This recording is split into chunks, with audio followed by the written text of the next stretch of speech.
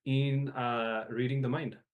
Congratulations, you can celebrate yourself. You are manifesting the power of mind reading very, very nicely, and you will see that this will evolve in the capacity to read whole thought currents. You just know what is going on in somebody else's mind. And as Swamiji was saying yesterday also, when you know your mind, you will know somebody else's mind.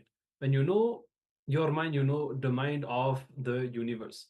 So this whole power manifestation will really lead to so many understandings and cognitive shifts.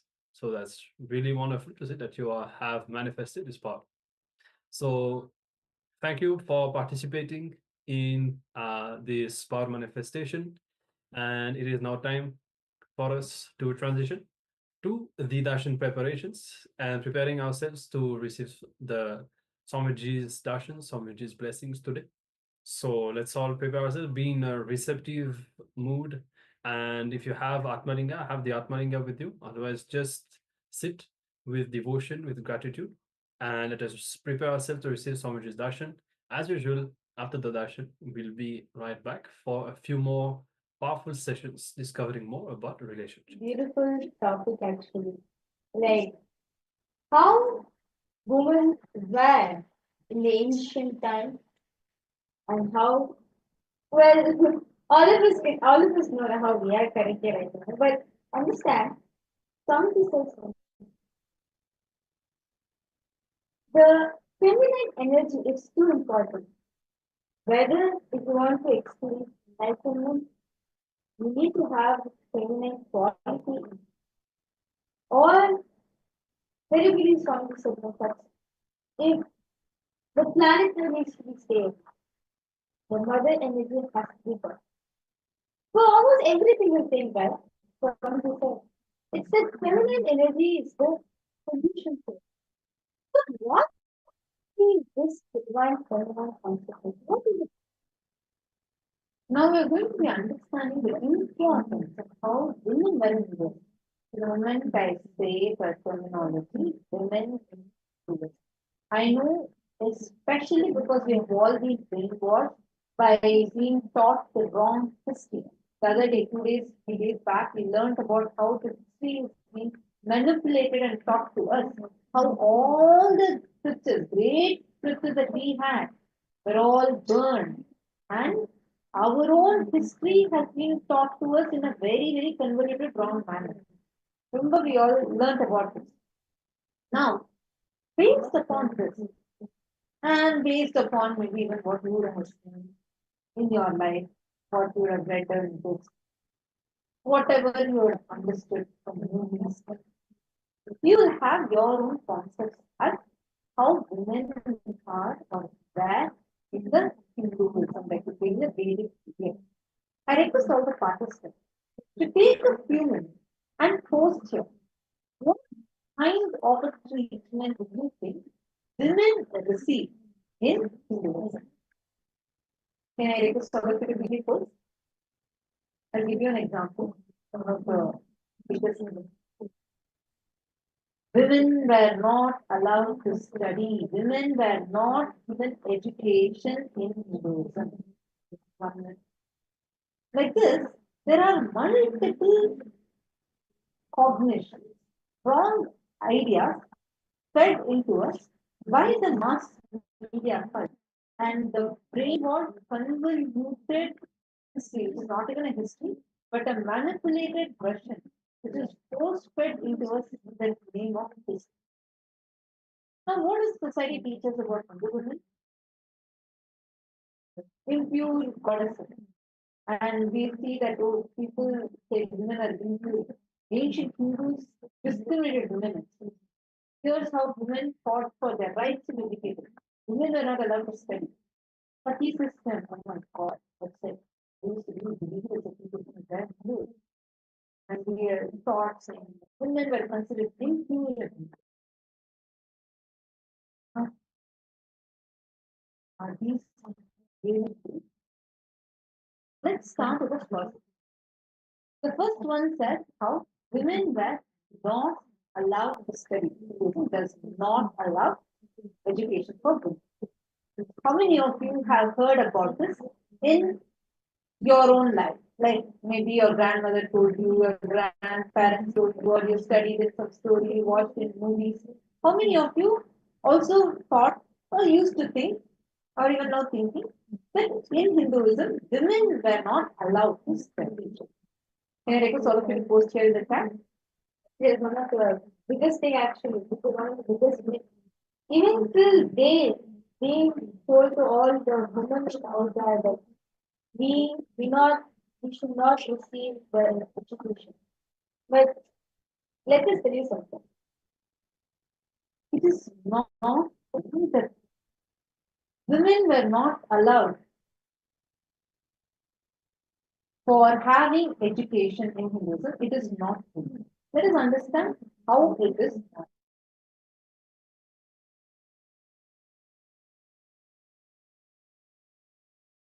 Let's do a quick picture. First thing, see this culture.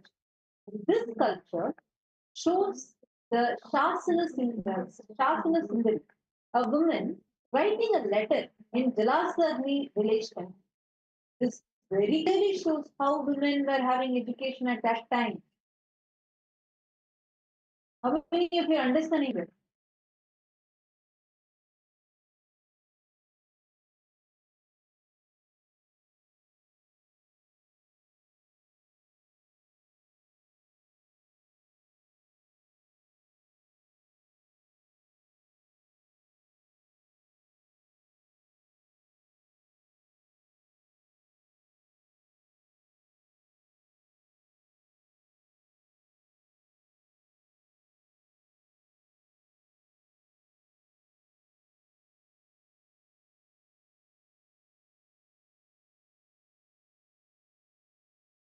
And similar to this, we have so many cultures. This temple belongs to the Kalyani Chalukyas who ruled thousands of years back in Karnataka. At that time, the rule was purely on Hindu. Muslim, the Christian, or Western narrative did not exist during this. Similar picture, culture, have been found in different parts of the world. This picture shows the Shankaralinga village temple in Mumbai, Karnataka, along with temples in Boravali, Maharashtra, and Belgavi, Karnataka, and all these temples date back to the 6th and 12th centuries. So this is here a very important piece of evidence which shows clearly how the women in Hinduism were actually really educated. See, as per Hinduism itself, women had the right to be educated. This is very clearly shown by the sculptures that are there, which explicitly shows how women were having the knowledge to read and write. Here there are so many such carvings in, that shows how the ancient Hindu women were with this knowledge, the ability to read and write. Many of you are seeing these sculptures the very first time. And you still now you are believing that, oh, in Hinduism, women are actually not allowed to study. Actually, it's very true. Even I used to believe this for a very long time that in those days,